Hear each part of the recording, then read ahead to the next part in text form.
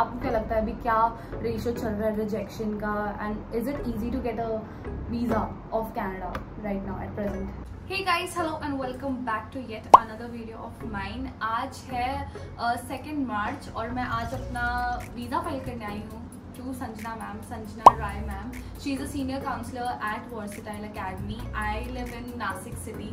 So now we are talking about कि visa के myths क्या हैं and what all are the questions related to. Ma'am अभी आपको क्या लगता है at current situation, like we are in March and I don't know when this video will be out, so you'll know कि मेरा कितना टाइम लगा visa आने में. आपको क्या लगता है अभी क्या रेशियो चल रहा है रिजेक्शन का, and is it easy to get a visa of Canada right now at present? Nice question, but as I know a lot of people are making such videos, but as on date the visa, you know, the time that is the IRCC is taking is around a month. I would say. So if we are applying for a visa on 2nd of March, so I think probably you can receive your visa by 2nd of April, I guess. And but again it depends.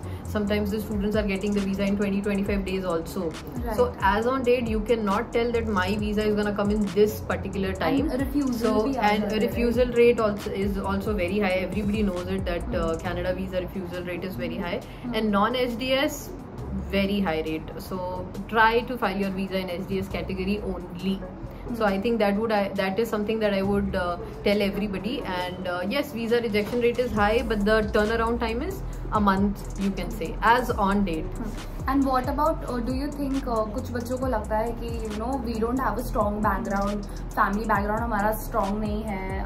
CA की मैंने भी नहीं लगाई है guys, like my dad is not here in India, so हमारे पास वो proper sign wine करने के लिए मेरे पास नहीं था. So I was like कि if नहीं है तो I won't show it. Right.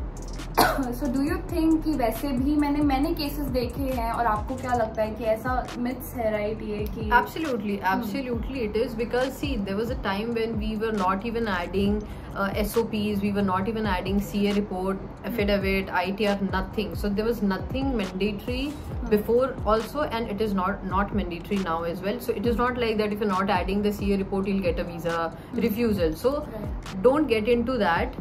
Try to file your visa in SDS. That's what I'm saying. Try to make the best SOP possible you can, and don't be this thing कि यही document होना चाहिए वही document होना चाहिए, ऐसा कुछ नहीं है. राइट. एंड अभी मैंने ये सुनने में भी आया है कि Canada is inviting 4 lakh. Absolutely. And I think Covid के बाद थोड़ा सा टफ हो गया था. Definitely. But I think मैंने भी नॉर्मलाइज कर लिया है कि it's okay if it comes in one go. It's okay if I can try for another one as well. Because they themselves have said that there are random rejections. So it's completely fine to reapply for the second time. It is completely fine to reapply for the third time.